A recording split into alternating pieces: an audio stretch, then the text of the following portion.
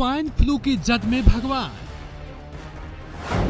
कब थमेगा मौतों का सिलसिला, कब जागेगी सरकार, नासूर की नब्ज पकड़ो। सूबे में स्वाइन फ्लू नासूर बनता जा रहा है। एक ऐसा नासूर जिसकी नब्ज जल्द नहीं पकड़ी गई तो ये नासूर ना जाने कितनों को अपने आगोश में ले लेगा। जी हाँ, स्वाइन फ्लू का कहर हर रोज बढ़ता जा रहा है। पूरा प्रदेश इसकी जद में आ चुका है। हर रोज पॉजिटिव मरीजों और मौतों का आंकड़ा बढ़ता ही जा रहा है।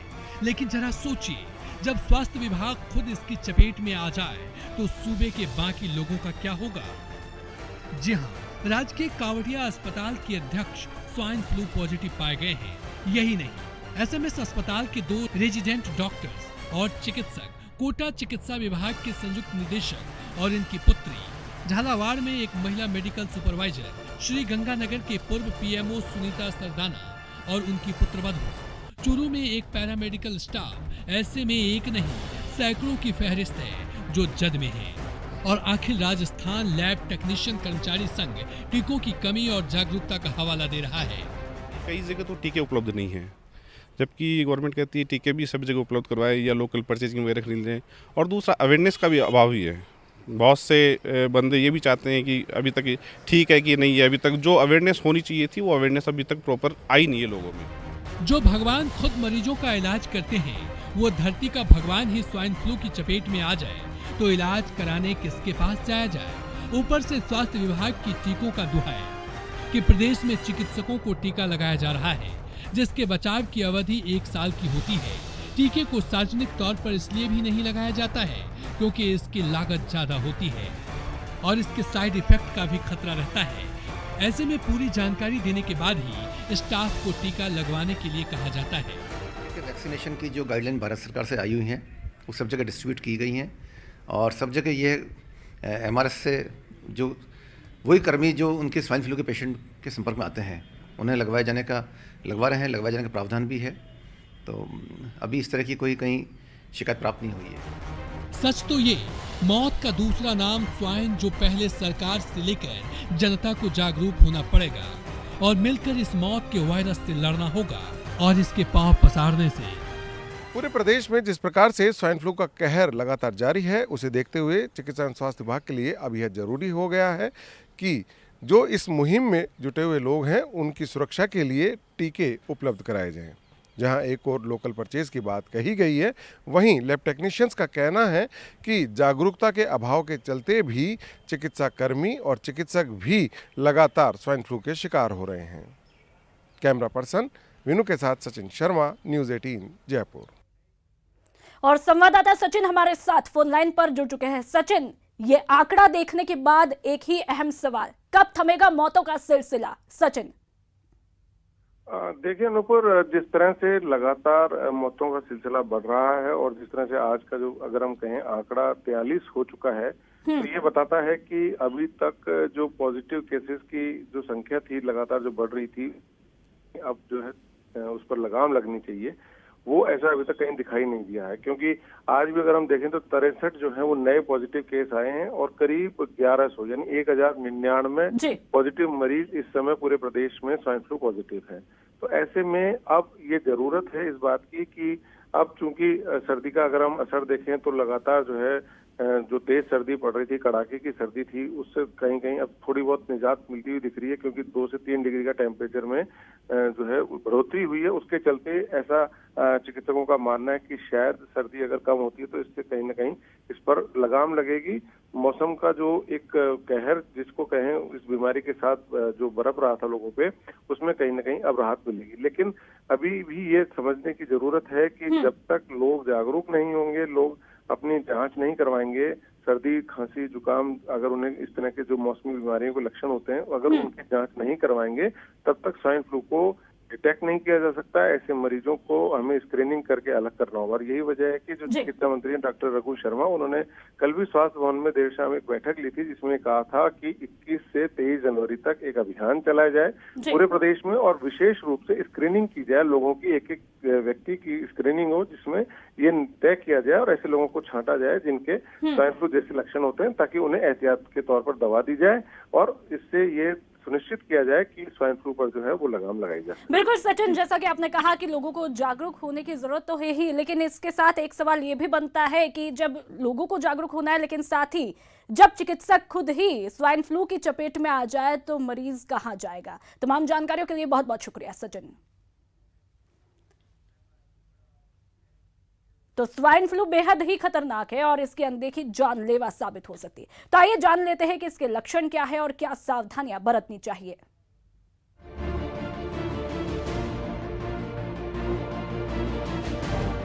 आपको बता दें कि स्वाइन फ्लू एक जानलेवा बीमारी है। इसके लक्षणों में सर्दी, जुकाम, सूखी खांसी, थकान, सिर दर्द, आंखों से पानी और सांस फूलना है, जबकि ज्यादा संक्रमण में बुखार तेज हो जाता है। ऐसे में क्या सावधानी बरती जाए, अब वो जान लीजिए। खांसते और छींकते समय टिश्यू का इस्तेमाल जरूर करें।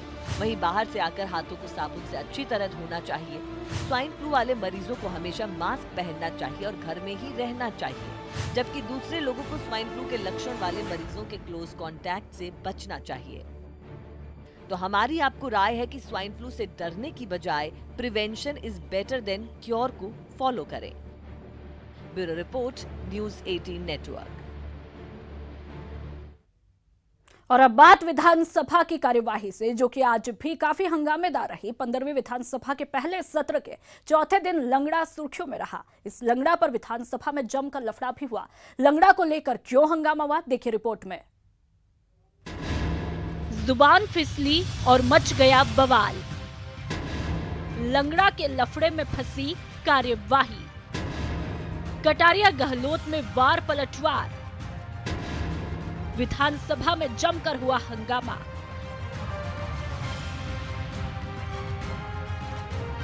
शुक्रवार को भी राजस्थान विधानसभा की कार्यवाही में जमकर हंगामा हुआ। वजह बना किसानों की कर्ज माफी का मुद्दा। इस मुद्दे को लेकर सरकार पर निशाना साधने के दौरान नेता प्रतिपक्ष ने ऐसे शब्दों का प्रयोग कर दिया कि खुद निशाने पर आ गए।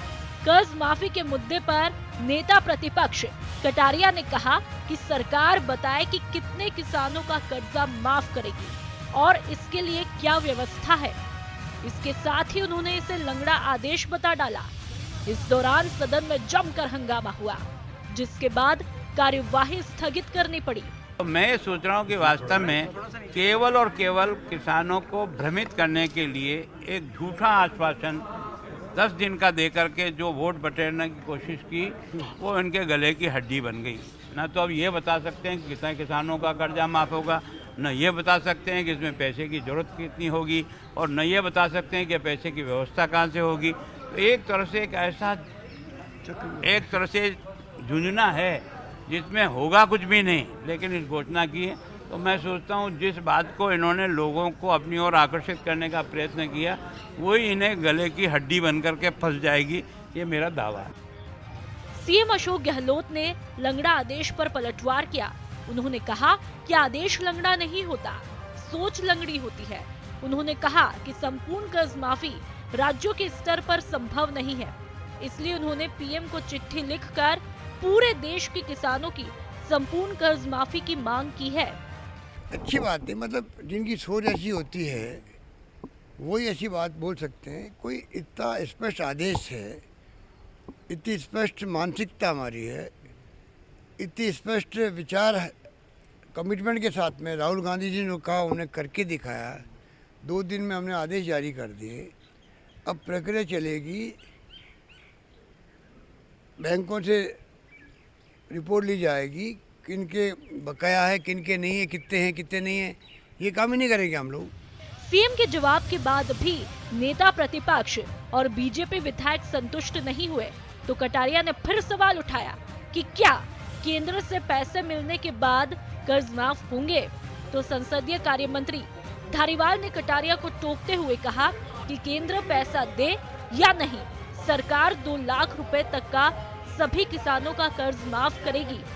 कुल मिलाकर किसान कर्ज माफी के मुद्दे को लेकर जमकर जुबानी जंग हुई, जिसके कारण 1.5 घंटे से भी ज्यादा सदन का वक्त जाया हुआ। बेशक किसानों की कर्ज माफी अहम मसला है, लेकिन इसको लेकर हंगामे के बजाय सार्थक चर्चा हो तो ही मुनासिब हल भी निकलेगा।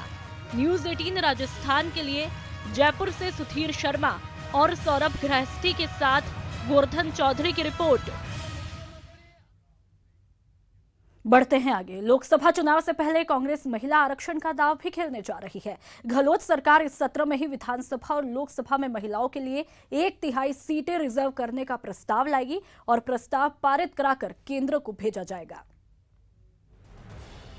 कांग्रेस का महिला आरक्षण दांव, आधी आबादी को लुभाने की कवायद। विधानसभा में प्रस्ताव लाएगी गहलोत सरकार। विधानसभा लोकसभा में 33% महिला आरक्षण का प्रस्ताव। अगर सब कुछ ठीक हुआ तो लोकसभा चुनाव से पहले आधी आबादी को लुभाने वाला कांग्रेस का दांव 2019 के चुनावों में तुरुप का इक्का साबित होगा, क्योंकि प्रदेश सरकार ने लोकसभा और विधानसभा में महिलाओं को 33% आरक्षण देने का प्रस्ताव विधानसभा के सत्र में ही लाने का फैसला किया है।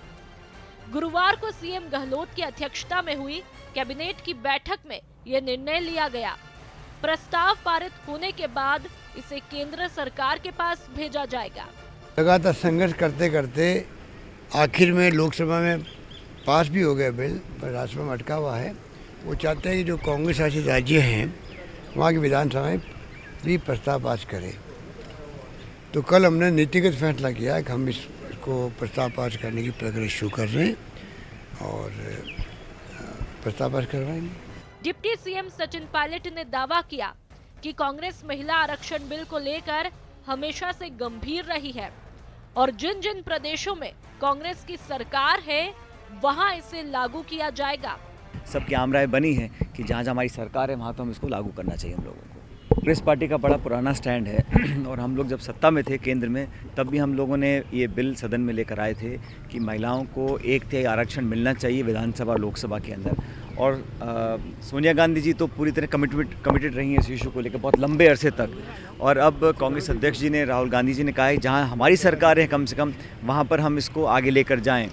प्रदेश में स्थानीय निकाय और पंचायती राज चुनावों में महिला आरक्षण पहले से ही लागू है।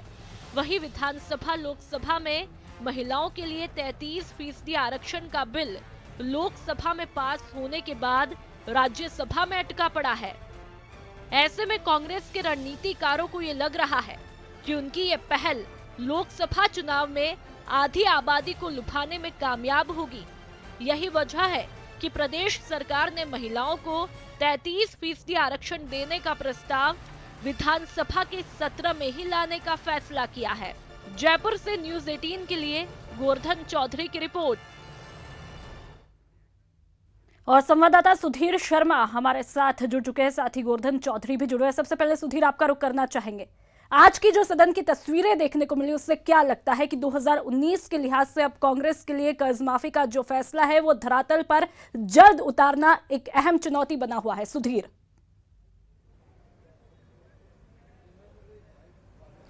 देखिए, चूंकि विपक्ष के तौर पे बड़े दल पे बीजेपी का कब्जा है, 73 सीटों के साथ बीजेपी सदन में मौजूद है, लिहाजा बीजेपी लोकसभा चुनाव की जो इबारत है वो खड़ी करनी चाहती है, क्योंकि अभी के विधानसभा चुनाव की बात करें कि 0.5% के जो मतों का अंतर है उसी से सरकार बनी है। लिहाजा जो 0.5% का जो मतों का अंतर है वो किसानों के जरिए बीजेपी पाटना चाह रही है। लिहाजा किसानों की कर्ज माफी का जो मुद्दा है वो सबसे पहले आज सदन में उठा कि आज सुचारू रूप से कार्रवाई हुई। राज्यपाल अभिभाषण के बाद आज जब शून्यकाल शुरू हुआ तब स्थगन प्रस्ताव के जरिए हनुमान बेनीवाल विधायक ने यह मामला उठाया, फिर नेता प्रतिपक्ष गुलाब चंद कटारिया ने और फिर राजेंद्र राठौड़ ने और फिर दूसरे विधायकों ने।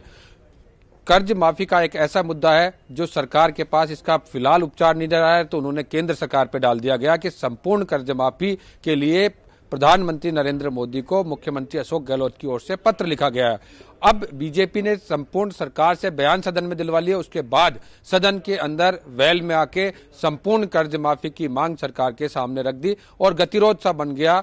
सदन की बार बार कार्रवाई स्थगित करनी पड़ी। डेडलॉक तोड़ने के लिए विधानसभा अध्यक्ष डॉक्टर सीपी जोशी ने नेता प्रतिपक्ष, उपनेता प्रतिपक्ष कालीचंद सराफ और अभिनवेश महर्षि सहित अन्य विधायकों को बुलाया और उसके बाद में सदन की कार्रवाई चली।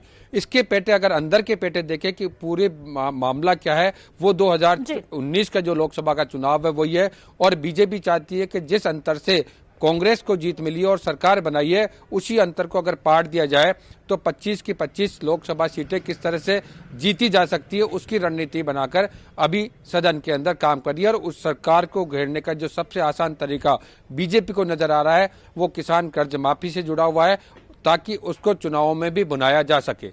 बिल्कुल सुधीर, और इसी को लेकर के आज विपक्ष के तीखे तेवर भी देखने को मिले। और चलिए गोवर्धन चौधरी हमारे साथ बने हुए हैं। गोवर्धन, जैसा कि आज तस्वीरें देखने को मिली है, ऐसा नहीं लगता कि अब जो कांग्रेस सरकार के घोषणा पत्र में किए गए वादे हैं उनको जल्द से जल्द अमली जामा पहनाना जरूरी हो चुका है? गोवर्धन,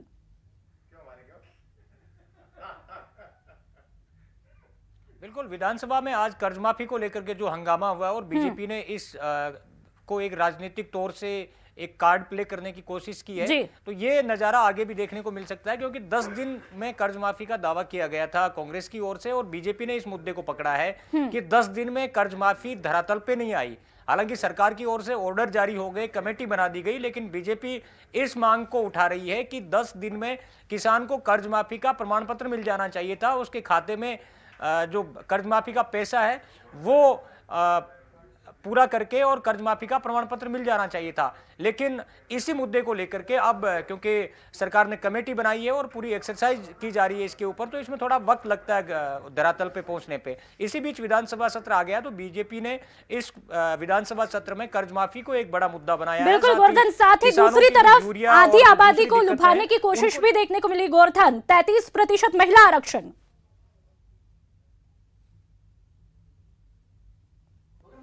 बिल्कुल, लोकसभा चुनाव से पहले की ये पूरी एक्सरसाइज है, चाहे किसान कर्ज माफी को मुद्दा बीजेपी ने बनाया और कांग्रेस इसको लोकसभा चुनाव से पहले ग्राउंड पे उतारना चाहती है, वहीं जो आधी आबादी को लुभाने का 33% महिला आरक्षण लोकसभा और विधानसभा चुनाव में कोटा तय करने के लिए, हालांकि ये जो बिल है ये राज्यसभा में अटका हुआ है, लेकिन राहुल गांधी ने पिछले दिनों सारे कांग्रेस शासित प्रदेशों को ये लिख करके दिया था कि वो एक अपने अपनी विधानसभाओं में प्रस्ताव पारित करके और केंद्र सरकार को भेजे। उसी कवायद के तहत राजस्थान सरकार भी अब ये प्रस्ताव लेकर के आ रही है और इसी सत्र में ये 33% महिला आरक्षण का प्रस्ताव वो पारित करके और केंद्र को भिजवाया जाएगा। कल कैबिनेट की बैठक में इस प्रस्ताव को लेकर के चर्चा हुई थी और ये प्रस्ताव लाने का फैसला हुआ है। तो लोकसभा चुनाव से पहले महिला वोटर्स को लुभाने का इसको एक बड़ी कवायद माना जा रहा है। इससे पहले जो केंद्र के स्तर पर कवायद हुई उसके तहत ही राहुल गांधी ने सभी जो कांग्रेस शासित मुख्यमंत्री हैं उन सबको चिट्ठी लिख करके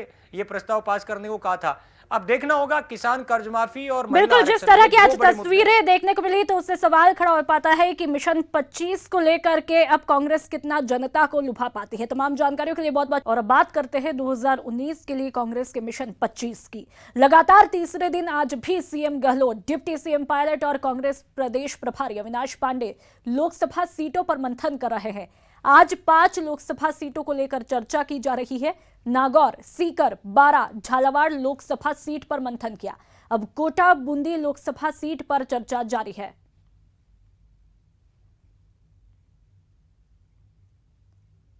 आने वाले लोकसभा चुनाव में हमारा जो टारगेट है उस टारगेट को हम कैसे प्राप्त कर सकें उसके बारे में सुझाव मांगे हैं और कार्यकर्ता ने बहुत शालीनता से अपनी बात रखी है और बहुत अच्छे वातावरण में मीटिंग हुई है। सब कार्यकर्ता चार्ज होकर यहाँ से जा रहे हैं और आने वाले लोकसभा के चुनाव में पार्टी जिसको भी टिकट देगी उस कैंडिडेट को जिता के पार्टी के झोली में डालेगी। चूँकि मैं उदयपुर की हूँ, उदयपुर में शामिल थी, चित्तौड़ से लड़ती हूँ इसलिए उसमें भी शामिल, और मेवाड़ की हूँ इसलिए मेवाड़ के लिए, और राजस्थान की हूँ इसलिए राजस्थान के लिए प्रतिबद्धता है। सबसे बड़ी बात है कि बहुत अच्छी मीटिंग रही और मुख्यमंत्री जी ने, उप मुख्यमंत्री ने जो एक बात कही कि हमें नामों का यह जिक्र नहीं करना है, केवल उन कारणों को कि जिससे हम मेवाड़ में इस बार पिछड़े हैं उन कारणों को हटा करके कैसे हम जीत सकें, इस बात का सुझाव उन्होंने आम कार्यकर्ताओं से मांगे थे। बहुत अच्छे सुझाव रहे कि क्या क्या सरकार को बहुत थोड़े दिन रह गए उसमें करना चाहिए ताकि उदयपुर संभाग की सभी सीटें हम लोग जीत करके आ सकें। आंकड़ों में अव्वल लेकिन हकीकत में फिसडी राजस्थान की शिक्षा व्यवस्था की पोल खोलती असर सर्वे रिपोर्ट को आगे बढ़ाते हुए जब न्यूज 18 राजस्थान का कैमरा हकीकत जानने के लिए स्कूल पहुंचा तो कैमरे पर प्रदेश की शिक्षा व्यवस्था की असलियत भी सामने आई। देखिए खास रिपोर्ट।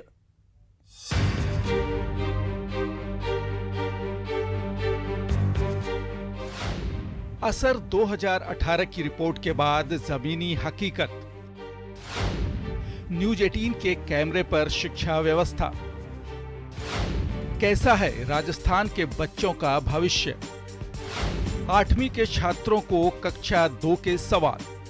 प्रारंभिक शिक्षा में स्कूलों के हालात को लेकर के हमारा रियलिटी चेक असर की इस रिपोर्ट पर आधारित है, जो कि टेस्टिंग टूल भी हमारे साथ में, और हम इन बच्चों से जानने की कोशिश कर रहे हैं कि किस तरह से वे 8वीं कक्षा के जो ये बच्चे यहाँ पर हैं वो यहाँ पर दूसरी कक्षा का पाठ पढ़ पाते हैं या नहीं पढ़ पाते हैं, या इनके सवालों का हल वे कर पाते हैं या नहीं कर पाते हैं। अमन के पिताजी दुकान चलाते थे, दिन भर सब ठीक रहता था, रात को चूहे बहुत परेशान करते थे। अमन ने चूहों को भगाने का एक तरीका सोचा। हिंदी की पढ़ाई में तो बच्चे पास हो गए, लेकिन गणित के सवाल में बच्चे कैसे फंसे देखिए। राजधानी के झालाना स्थित उच्च माध्यमिक विद्यालय सोमेश्वरी में ये बच्चों का टेस्ट है, जिसमें कुछ फेल हुए तो कुछ पास।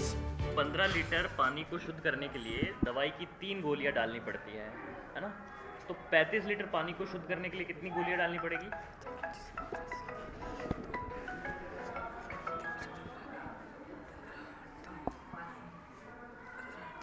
175। 15 लीटर पानी को शुद्ध करने के लिए दवाई की 3 गोलियां डालनी पड़ रही है, तो 40 लीटर के लिए कितनी गोली डालोगे? 7.5 गोली। ये तो रहा बच्चों का ऑन कैमरा रियलिटी टेस्ट, लेकिन बच्चों के इस रिपोर्ट कार्ड पर क्या कहती हैं बच्चों की शिक्षिका, खुद सुनिए। कच्चा बस्ती के बच्चे हैं, माहौल ऐसा है, अक्सर पेरेंट्स सारे दारू पी के पड़े रहते हैं, बच्चों की तरफ कोई ध्यान नहीं है, बच्चे आए दिन छुट्टियां मना लेते हैं, गांव चले जाते हैं। कच्ची बस्ती के बच्चे जब तक इनको रोजगार वगैरह मिलता है तो यहाँ रहते हैं, थोड़े दिन में फिर गाँव चले जाते हैं, फिर आते हैं कि हम मैडम छुट्टियों पर चले गए थे 10-5 दिन, गाँव में शादी थी। बस इस तरह का माहौल होने की वजह से इनके पेरेंट्स का तो कोई इन्वॉल्व ही नहीं है, उन्हें ये पता नहीं कि हमारा बच्चा कौन सी क्लास में पढ़ रहा है। जी हाँ, स्कूल इंचार्ज और बच्चों की शिक्षिका का कहना है कि इसके लिए बच्चों के पेरेंट्स ही जिम्मेदार हैं, लेकिन जब हमने बात अभिभावकों से की तो उनका नजरिया कुछ और ही दिखा। अब वो तो गप्पे सप्पे लड़ाते बैठ जाते हैं, और क्या है? गप्पे सप्पे लड़ाते हैं। अच्छा, और क्या? मतलब काम धाम पे ध्यान नहीं देता। काम धाम पे ध्यान नहीं देता। तो कक्षा 8 और कक्षा 5 के विद्यार्थी कक्षा 2 के सवालों में भी परेशानी का सामना करते हैं। खासतौर पर हिंदी का पाठ भले ही पढ़ लेते हैं, लेकिन गणित के सवालों को हल करने में उन्हें यहाँ पर खासी परेशानी सामने आती है। इसके पीछे अभिभावक शिक्षकों को कोसते हैं तो शिक्षक अभिभावकों को जिम्मेदार बताते हैं, लेकिन इस रियलिटी चेक से यही बात सामने आती है कि शिक्षा की गुणवत्ता पर ध्यान देने की जरूरत है। कैमरा पर्सन घनश्याम के साथ महेश दाधीच, न्यूज़ 18 जयपुर। तो देखा आपने, ये थी न्यूज़ 18 राजस्थान की पड़ताल, जिसमें दावों और वादों की जमीनी हकीकत देखने को मिली। तो चलिए अब जरा आपको दिखाते हैं असर 2018 की सर्वे रिपोर्ट।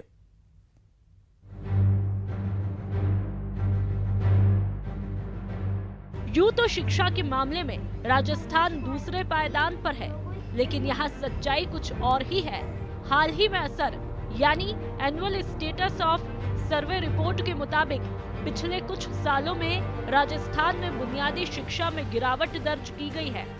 असर एक ऐसी संस्था है जो कि देश के हर राज्य में शिक्षा की गुणवत्ता, सुविधा और संसाधनों का सर्वे करता है और उसी के आधार पर अपनी रिपोर्ट बनाता है।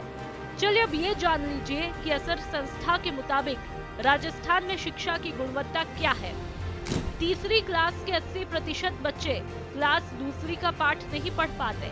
क्लास 5वीं के 50% बच्चे नहीं पढ़ पाते क्लास दूसरी का पाठ। क्लास 8वीं के 20% बच्चे नहीं पढ़ पाते क्लास दूसरी का पाठ। गणित विषयों में क्लास तीसरी के 80% बच्चे नहीं जानते हैं माइनस करना। क्लास 5वीं में महज 23% को ही डिवाइड करना आता है। क्लास 8वीं में 59% डिवाइड के सवाल हल नहीं कर पाते। अब बात करते हैं स्कूलों में नामांकन और उपस्थिति की। सरकारी स्कूलों में नामांकन में 8% की बढ़ोतरी हुई है। गर्ल्स ड्रॉप आउट में 11 से 14 साल में राज्य प्रथम है। निजी स्कूलों के नामांकन में बड़ी गिरावट आई है, जबकि सरकारी स्कूलों में नामांकन में बढ़ा है। 75% बच्चों की उपस्थिति, वही 86% शिक्षकों की उपस्थिति। 67% है शिक्षकों और बच्चों का अनुपात। अब आप ये जान लीजिए कि सरकारी स्कूलों में कितनी सुविधाएं हैं। स्कूलों में गर्ल्स टॉयलेट की संख्या बढ़ी है। अब 80% स्कूल में उपयोग लायक टॉयलेट है। 30% स्कूलों में खेल के मैदान नहीं है। 30% स्कूलों में स्वच्छ पेयजल की व्यवस्था नहीं है। 18% स्कूलों में बिजली की सुविधा उपलब्ध नहीं है। 40% स्कूलों में कंप्यूटर नहीं। असर रिपोर्ट की ये वो बड़ी बातें हैं जो इस सर्वे में सामने आई है। इस सर्वे से सालों से जुड़े लोगों का कहना है कि पिछले 10 साल में भी प्रदेश की शिक्षा में कुछ खास बदलाव नहीं देखने को मिला है। 2012 और 16 के अंदर निरंतर प्रगति अच्छी थी शिक्षा में, पढ़ने में और गणित में, लेकिन 2016 और 18 के बाद जो प्रगति है वो थोड़ी कमज़ोर हुई है। एक्चुअली कमज़ोर हुई है और वो सरकारी स्कूलों में कमज़ोर हुई है, लेकिन उसके अनुरूप प्राइवेट स्कूलों के अंदर, निजी स्कूलों के अंदर भी ये कमजोरी अधिक देखी गई है। ग्रामीण भारत में किया जाने वाला अपने देश का सबसे बड़ा एक वार्षिक सर्वेक्षण है जो 2005 से हम कंटिन्यू करते आ रहे हैं। तो इस साल हमने 2018 सितंबर से लेकर दिसंबर तक राजस्थान के 33 जिलों में 17,000 घरों के अंदर लगभग 36,000 बच्चों का सर्वे किया है। बुनियादी शिक्षा की तस्वीर बयां करने वाली इस सर्वे रिपोर्ट से ये तो जाहिर है कि सरकारों को बड़े बड़े दावे करने के बजाय प्रारंभिक शिक्षा की नींव मजबूत करनी चाहिए ताकि विद्यार्थियों का भविष्य बेहतर बनाया जा सके। कैमरा पर्सन दिलीप परमार के साथ महेश दाधीच, न्यूज़ 18 जयपुर। रुक करता अगली खबर का। नए इनोवेशन और स्टार्टअप को बढ़ावा देने के लिए केंद्र सरकार की तरफ से चलाई जा रही मुहिम में प्रदेश के कॉलेज भी बढ़ चढ़कर भाग ले रहे हैं और इसी कड़ी में आज आर्या कॉलेज में भी इनोवेशन मैराथन कार्यक्रम आयोजित किया गया। कार्यक्रम में इंजीनियरिंग के छात्रों ने कई तकनीकी आइडियाज शेयर किए, साथ ही विभिन्न प्रोजेक्ट पर भी चर्चा की।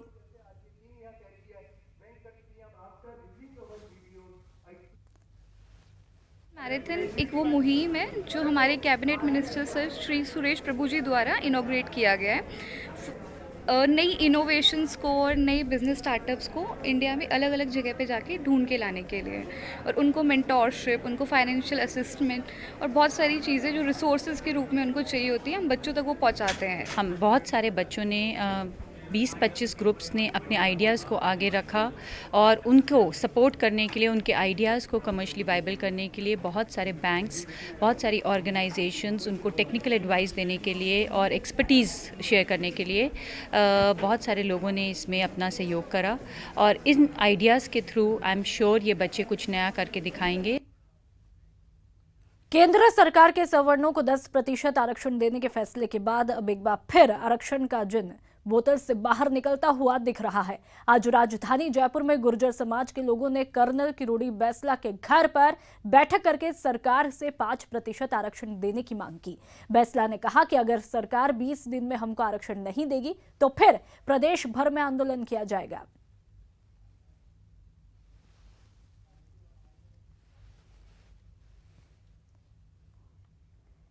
आपको बता दें कि एक बार आरक्षण का जिन फिर से बोतल से बाहर निकल रहा है। केंद्र सरकार के सवर्णों को 10% आरक्षण देने के फैसले के बाद एक बार फिर आरक्षण का मुद्दा उठ रहा है और आज राजधानी यानी कि जयपुर में गुर्जर समाज के लोगों ने कर्नल किरोड़ी बैसला के घर पर बैठक की।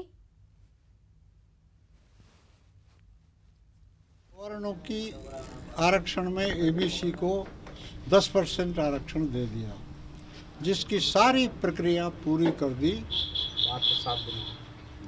पिछले 7 दिन में और गुजरात इसको लागू कर रही है। राजस्थान में इसकी प्रक्रिया चलना शुरू हो गया है, यूपी में भी हो गया। लेकिन मुझे बड़े अफसोस के साथ कहना पड़ रहा है कि एसबीसी वाले हम लोग गांडिया लोहार, बंजारा, रेवाड़ी, राशिया, गुजर पिछले 15 वर्ष से संघर्ष कर रहे हैं और हमारे साथ जो भी सरकार आ रही है वो आंख मिचौनी खेलती रहती है। अब एक ऐसी खबर जो कि आपसे जुड़ी है, जो आपके लिए है, रिपोर्ट देखकर समझिए।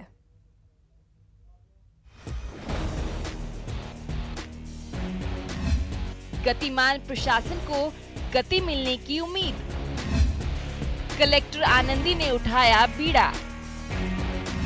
आदिवासी इलाके में बस में सवार होकर जाएंगे अधिकारी। बस में सवार होंगे सभी विभागों के अधिकारी। हाथों हाथ जनता के काम होंगे पूरे। घर घर सरकार, फैसला ऑन द स्पॉट।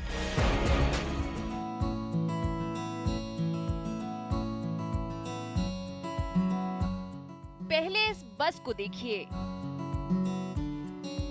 इसमें लैस सुविधाओं को देखिए।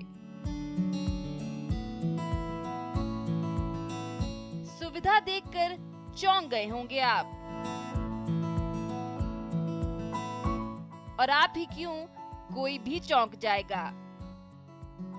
दरअसल ये बस उदयपुर के आदिवासी अंचल में सरकारी योजनाओं की जागरूकता के लिए शुरू की गई थी, जिससे आदिवासी इलाके के लोगों को उनका लाभ मिल सके। इस अनूठी पहल की शुरुआत 2011 में तत्कालीन जिला कलेक्टर हेमंत गेरा ने शुरू की थी, जिसको नाम दिया गया था गतिमान।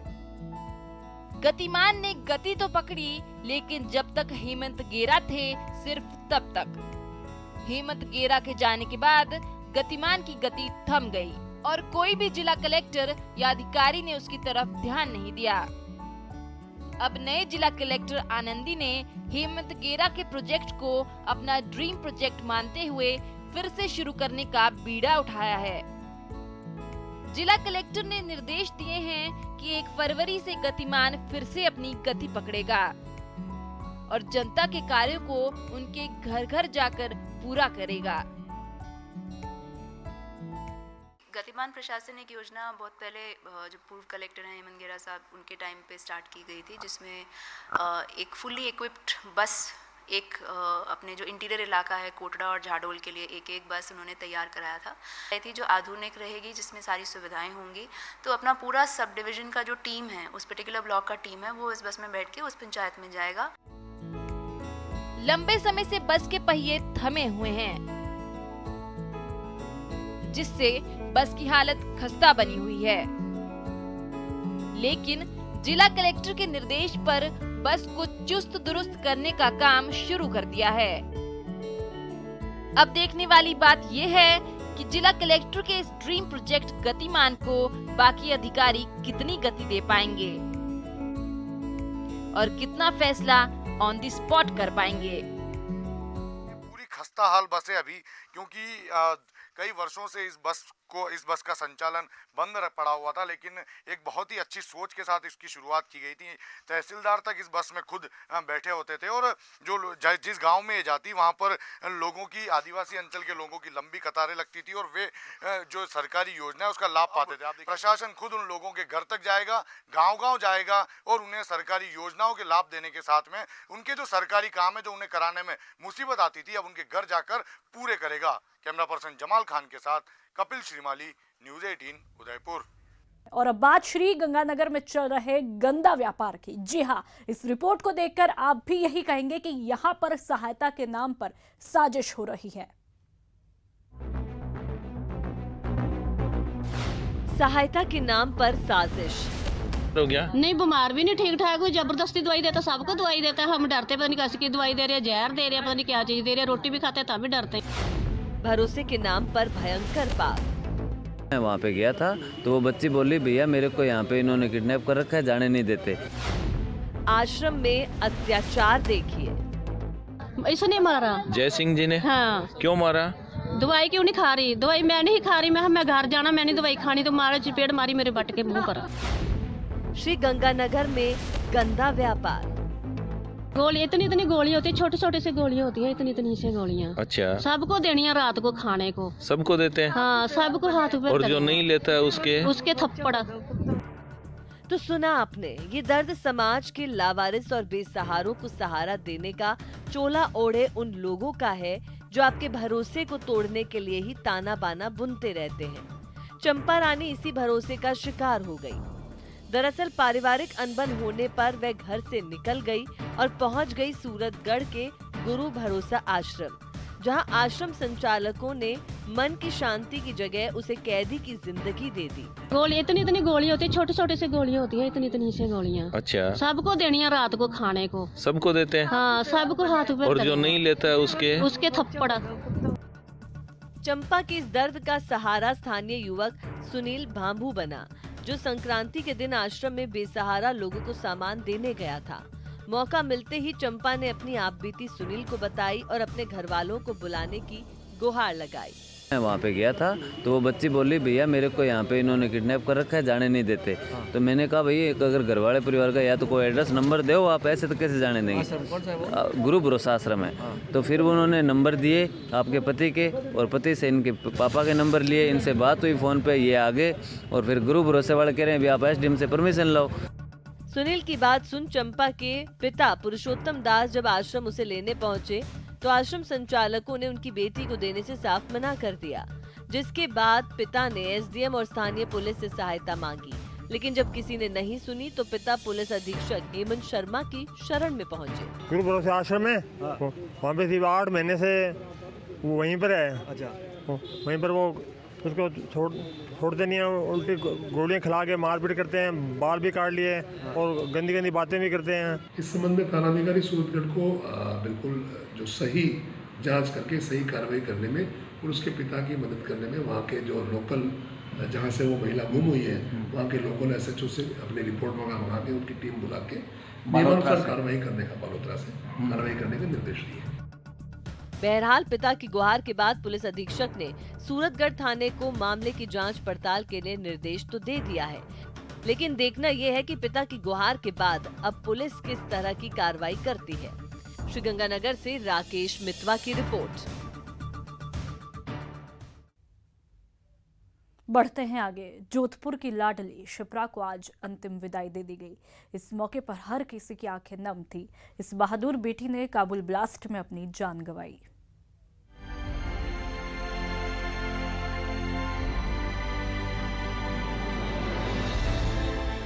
कृष्णानगर KB 150 में मातम पसरा हुआ है। यहाँ रहने वाले हर शख्स की आंखें नम है, हर कोई जार जार है।